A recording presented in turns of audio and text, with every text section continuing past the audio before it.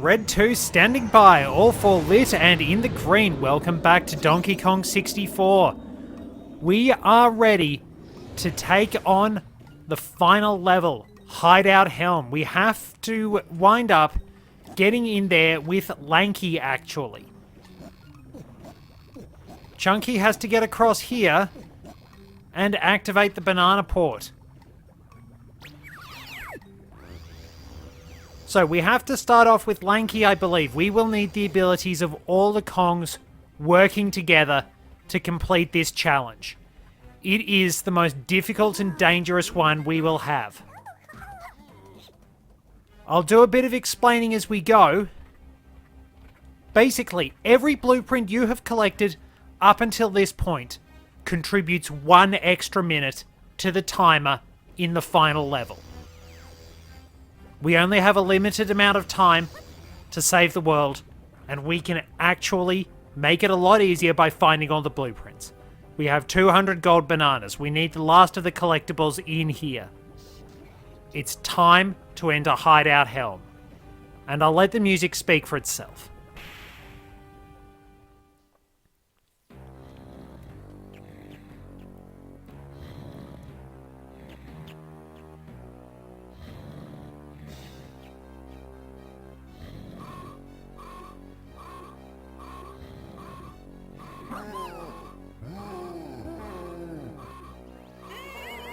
It's the Kongs! Wake up, you fools, and activate the machine!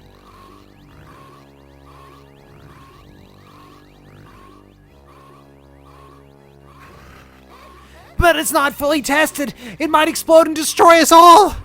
Don't tell me what I can't do! Please, Master, just give us a few more hours! No, the time has come! Goodbye, DK Isles!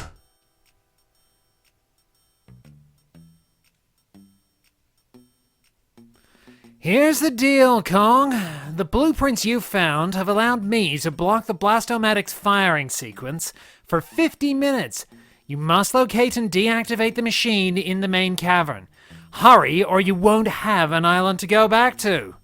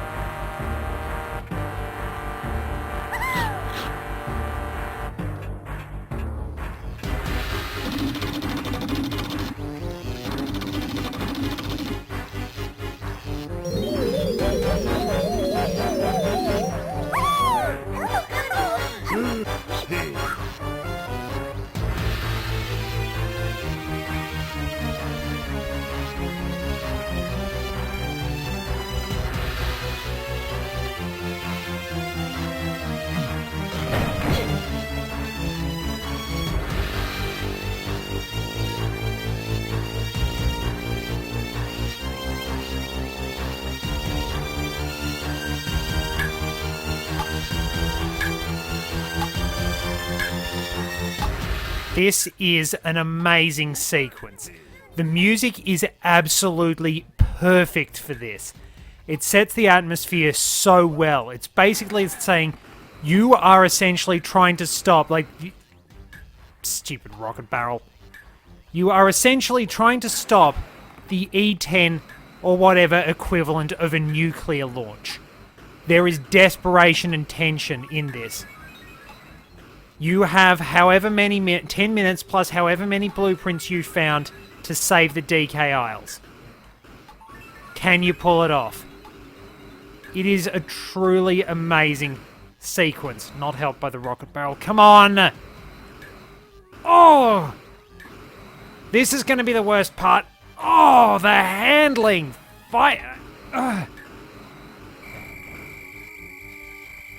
And now we have to pull the lever again. Oh, this is the worst part. Precision handling with the rocket barrel. Everything else should go pretty smoothly, but you have to use the ability of all the Kongs to work together and clear all the challenges. I'd probably have made it if it weren't for the fact that I managed to land on the platform. I still hate fighting the handling with the rocket barrel. After that car, which, believe me, was actually a very pleasant surprise to the point that I thought it was over-handling because it was so responsive. But yeah, that is pretty much a delight. So, oh, damn it. That's wasting time. So this shouldn't be too hard, all things considered. Get in there.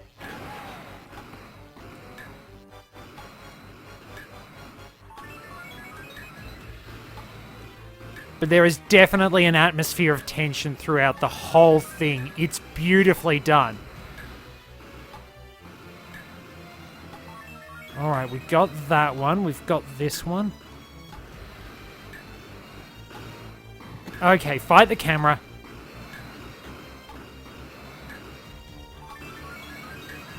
This has to be the last one over here. Right. Once again, we have to grab Chunky and use these. We have to do these in order. Diddy's is right at the top. That's the last one. The timer is slowly ticking down. I don't know how fast speedrunners could do this, but they'd probably be a lot quicker than me. That's very understandable.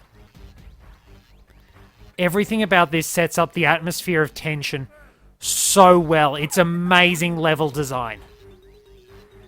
It is just phenomenal. By completing these, you will access the banana medals for the Kongs. We still have 2 banana fairies to get here as well. There are no regular bananas. We just have to do everything we can to save the world. And it is amazing. Like this, stuff like this is why I love Grant Kirkhope's music so much.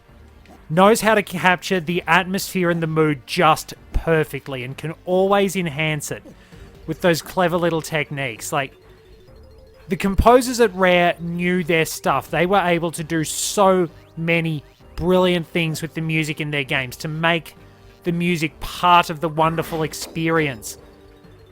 And I suppose that's kind of why I was a bit hard on some of the music with the Breath of the Wild. When it stood out, it was really, really good. But because I'm used to the powerful impact of music like that from Rare games, just even the music from such basic stuff as Mumbo's Mountain right up to things like the final battle with Gruntilda in Banjo-Kazooie, there's powerful music improving the atmosphere all the way. So these special bonus barrels, complete these challenges to shut down a segment of the Blastomatic. Alright. Did I screw up? I've probably screwed up now. Alright, not bad. We might be able to salvage this. 7, 6. Nope. Good shooting. So, we'll have to complete 10 of these all told, 2 with each Kong. Make sure to grab the banana medals when you're done.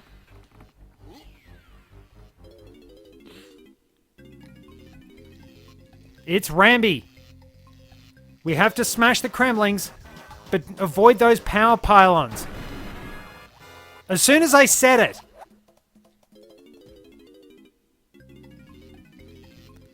Because that is going to be a bit of an issue with Rambi.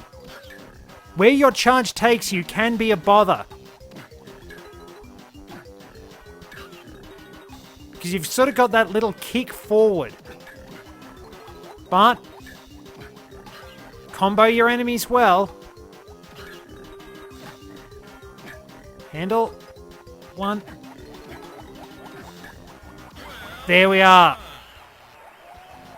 With a bit of quick movement and the momentum Rambi gets, it's not too hard. 1 segment down. Chunky's next.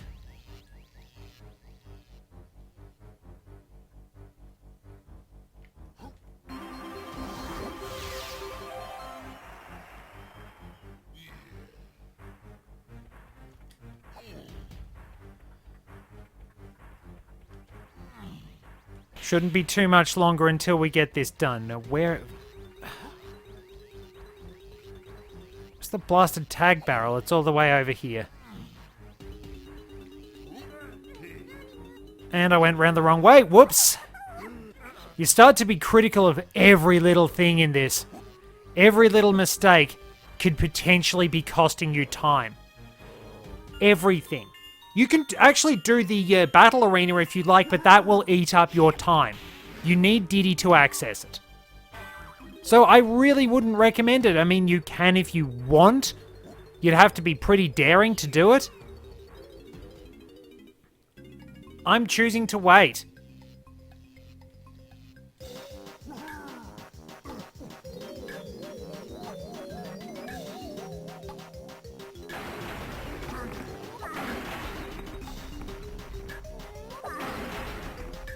I think it's always the last one.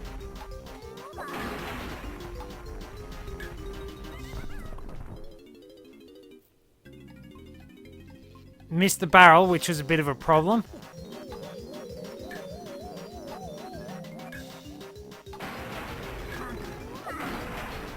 I think the fact that you have to wait for the transformation sequence is such a nuisance. Wait, there he is.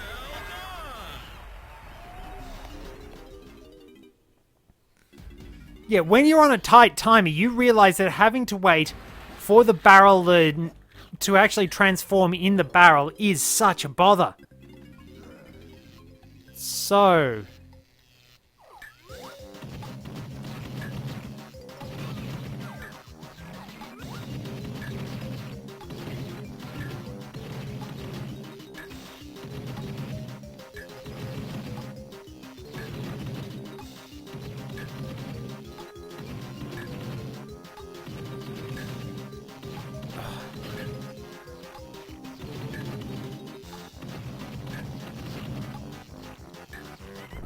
Damn it! Slow-moving targets that don't even let you lead your shots. I'm still...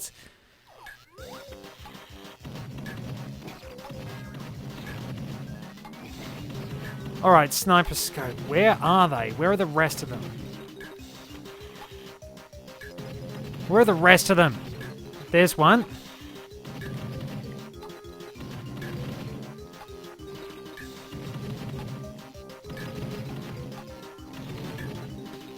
Where is he? Oh, zooming in. This is proving slightly harder than I thought it was going to.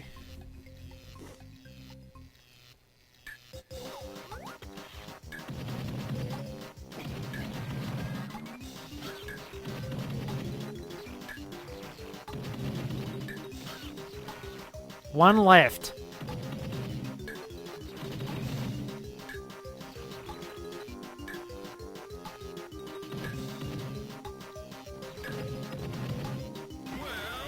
There we go. That was embarrassing.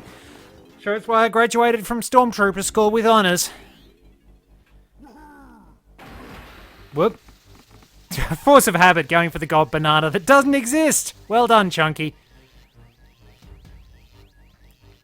2 down, and it's Tiny next.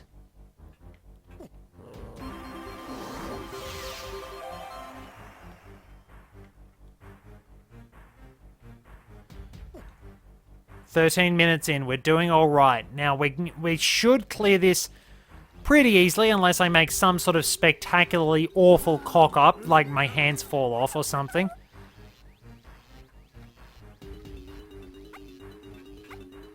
But I can imagine there'd be a lot of self-imposed challenges you could do with this. We're still trying to throw oranges, even when I press C up. I miss those buttons. Alrighty, let's get to it. Tiny's challenges. Okay.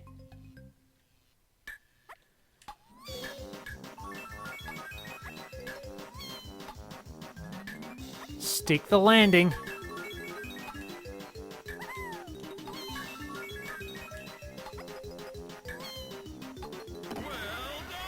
I'm surprised I did that well.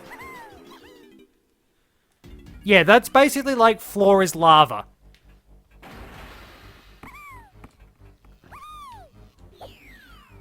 There we are. So with that one done...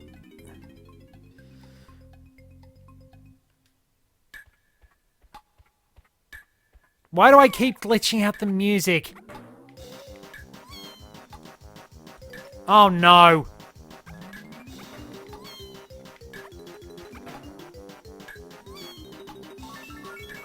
Oh, this could be a little problematic. Pull back. One more. Whoop. No, we got there in the end. So yeah, Monkey Port and Mini Monkey aren't really that useful for combat situations, so probably no surprise we mostly focus on Tiny's jumping abilities. Lanky's next. Interestingly, we don't get to use On Guard as far as I remember with Lanky. It has been a very long time since I played this.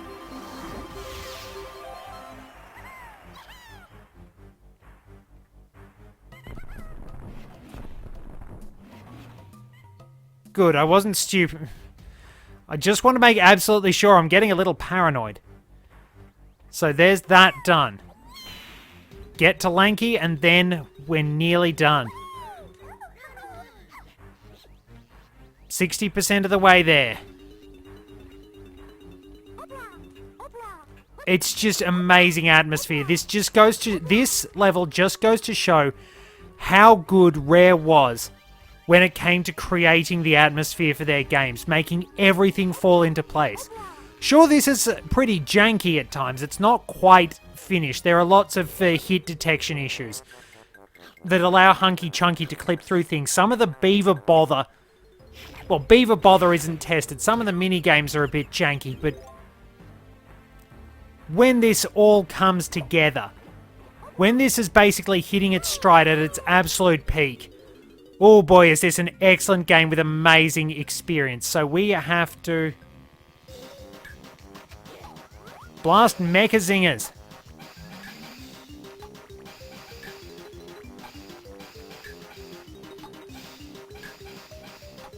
Oh, slow-moving enemies that...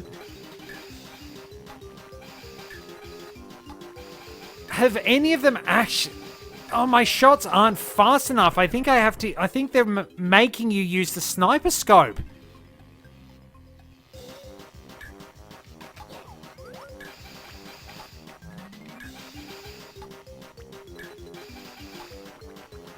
Alright, that's one.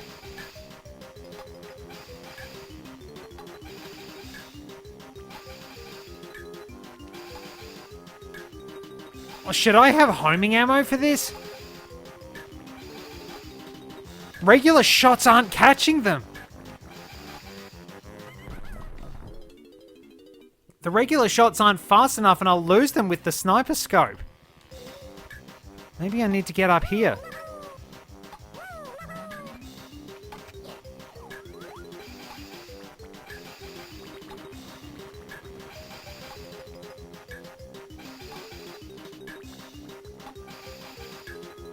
All right.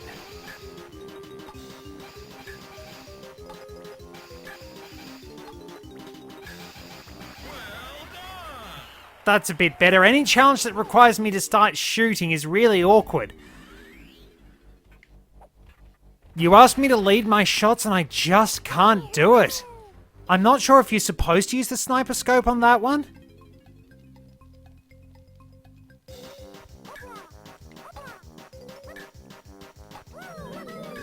Well, that was a bit of a disappointment.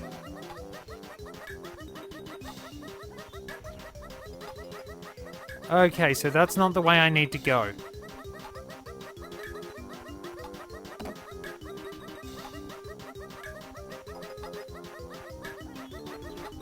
And I still made it with a second to spare.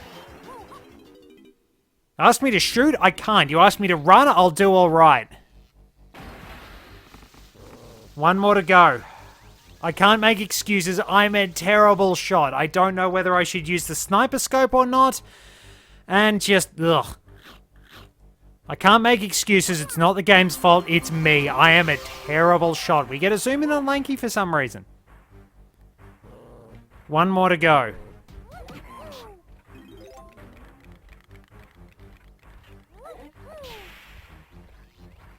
Get to the rocket barrel and away we go. Just the one we needed. At the top of the room. Fly! There's your battle arena, by the way. There it is. Oh, no, no! Lousy rocket barrel. You know, sometimes I'm starting to think this thing is probably going to be the... Oh, wait, that's the tag barrel. That one's on me. I'm starting to think the rocket barrel might be the greatest threat to the DK Isles. Imagine how many lives this thing would claim if it was mass-produced. Where is it? There it is. It's over there. Every 10 minutes that pass, you get a nice evil laugh. But we are nearly done. The rust has definitely set in, I'll say that much.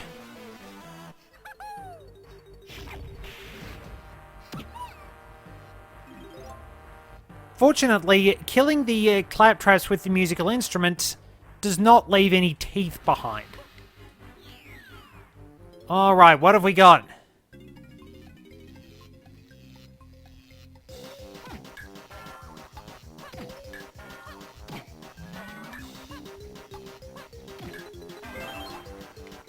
If you've got unlimited homing ammo, you just strafe away.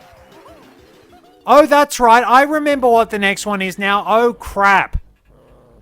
Well, looks like the DK Isles are doomed. Because we have to use the rocket barrel. We are screwed. Where are the switches anyway?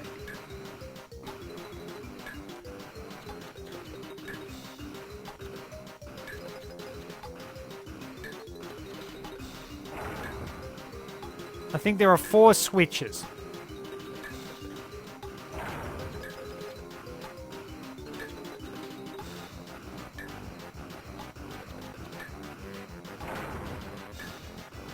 Okay, one more over there.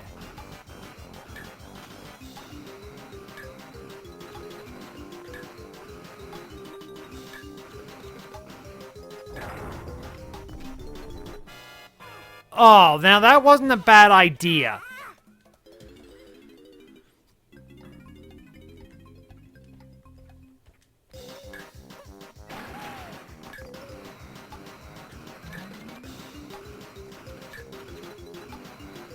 Wait, that didn't count?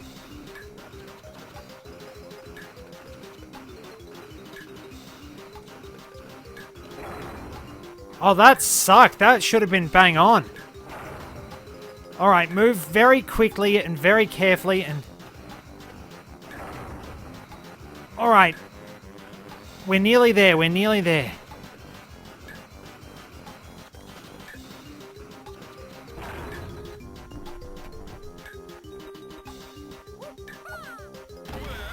There we go.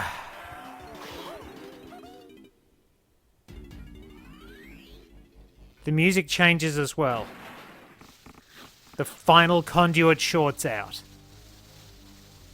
The Blast-O-Matic is shut down. Hideout Helm is silent. We did it. We still have a couple of prizes to get.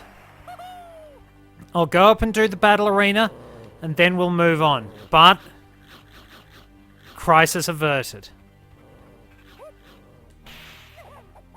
We have, thankfully, saved the world. Much like Hero Klungo. And in probably equally janky style, in all fairness, given it's me. Shockwave Showdown, our final battle.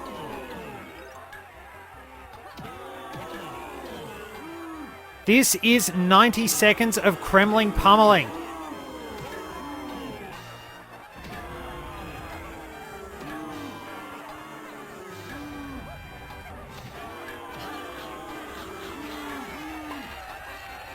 I'm like, please don't let it be the critter that knocks me off the edge.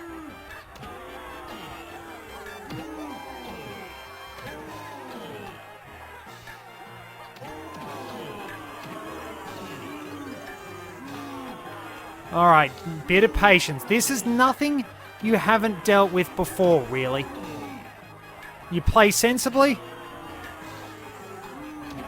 and you'll take him down really easily. It's honestly not too hard, but that is as awesome a set piece in a game as any, as far as I'm concerned. You've got the music, the overall feeling of tension and dread, the way everyone comes together. Oh, come on! I must have bounced off the Kremling's, off the critter's head. Man, the knockback gets awful sometimes.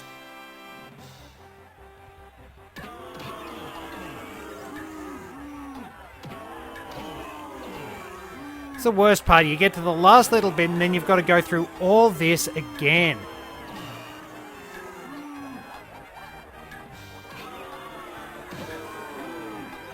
Oh well. Yeah, this was quite an adventure. It was a pretty big effort, an evolution of the 3D collectathon. Quite the journey indeed, but a very enjoyable one in its own way. Certainly not exactly the most sane challenge given how much stuff there is to actually collect. But it's still an incredibly enjoyable one. It has its janky moments, that much is true. It's probably a bit more fiddly than games like Banjo-Kazooie. Banjo-Tooie is probably just as fiddly in all fairness, but there's still a lot to love about this one. This one sort of did for the classic collectathon platformer for a bit, but it still made quite an impact. Even then, it sort of showed what not to do. In a way, it sort of demonstrated that, yes, you could have good games, but you didn't really need to go overboard about everything. There we go, one battle crown. Like, it's still a solid game. It's still a pretty beautiful game in its own way. It does have some very good looking graphics along the way. And it creates beautiful atmosphere. There's still beautiful music. There's so much to like about this game, even for all its flaws. And I think that it is, in a sense, it's kind of like an embodiment of all those old games. That they have their flaws. That much is completely undeniable. And yet they still contribute something. They contribute a lot to the gaming world. There's still so much to enjoy, so much fun that can be had. There's our next teleporter. We need 4 battle crowns to make it through here.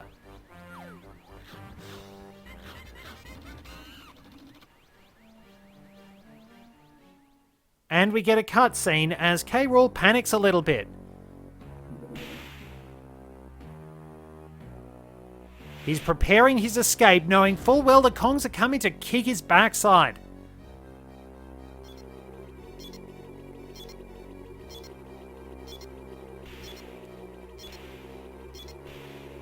Right up here in the Flying Croc Mark II, we can see an overview of the area.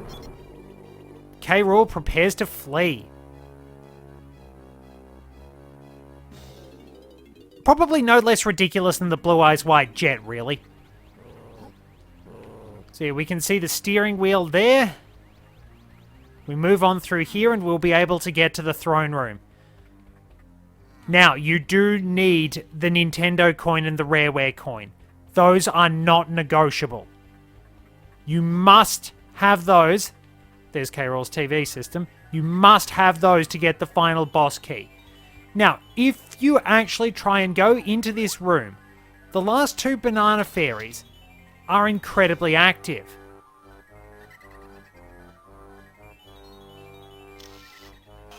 Oddly, you can only take a photo of one of them, but you get both of them. If you take the photo through the window, why does DK have his gun? DK is holding the banana... Where did the gun come from? Why did you want to shoot the Banana Fairy Queen? So yes, you must complete DK Arcade twice. You must complete the jetpack game. Otherwise, you do not get the final boss battle. It's a bit ridiculous. There were so many strange limitations on this one, so many things you had to do, and so many challenges that were honestly a bit on the tough side. But it makes you feel something when you overcome those challenges. There's a sense of relief. There's a sense of screw you, beavers. There's just there's more than that. You feel, as with any good game, or with all these classics, you feel like you've achieved something. You feel like you want to come back for more. That there is just something that keeps you coming back. We'll switch to Tiny because we need her for the final banana. And then we'll get DK out for the last showdown. I'll try and get that done. I don't know how well I'll do, but I'll give an explanation of how all that goes.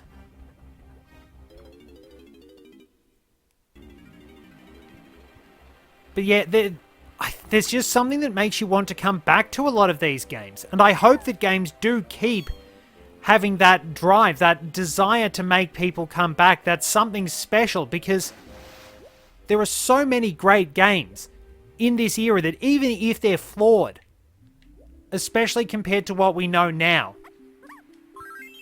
there's still something special. There is something genuinely enjoyable about all of them.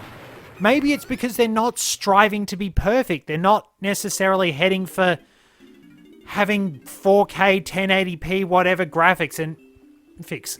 Graphics and the way they're presented are important. That much is true, but you've got to be able to have fun with things as well. And we get Banana 201, the Rareware banana. We've put in work, and this is our last gold banana.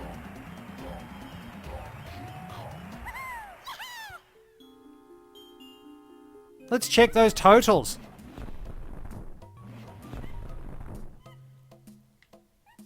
Everything there. Jungle Japes. Angry Aztec. Frantic Factory. Gloomy Galleon. Fungi Forest. Crystal Caves. Creepy Castle. Hideout Helm. 201 gold bananas, 40 blueprints, 1 Nintendo coin, 20 banana fairies, 1 Rareware coin, 40 banana medals, 8 boss keys, 10 battle crowns. We have everything. Now it's time to grab DK, hand in that last key, and get to the final battle in the next episode. There are some bits I was never particularly good with, which is a bit of a shame.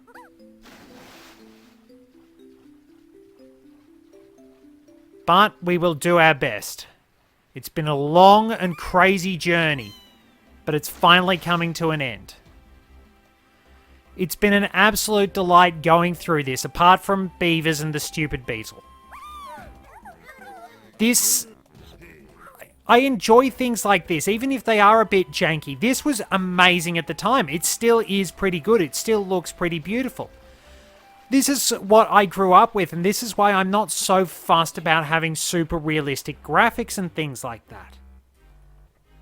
I don't really feel like I need them to enjoy my game. Yes, I want it to look decent, but I don't care if it's not an absolute masterpiece in hyper-realistic vision. I don't mind if it's sort of more cartoony. I just want it to have charm. I want it to look like it's fun. Things can be tough. I don't mind tough. I do love Etrian Odyssey, and that can be an absolute nightmare because it's Atlas and they get off on your tears. I also love games that are easy and fun to mess around with.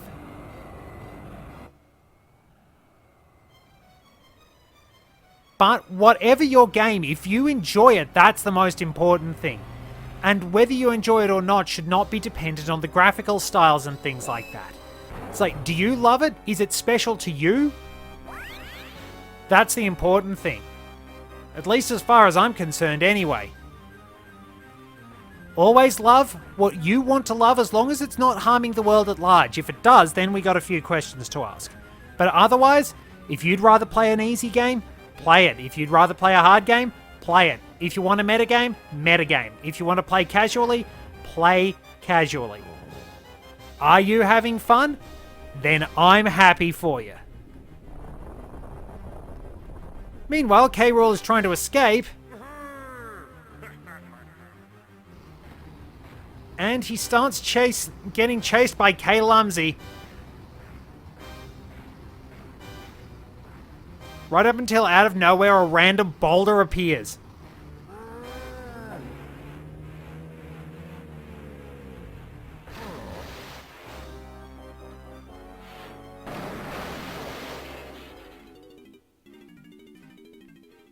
K-Lumsy's cage is now empty.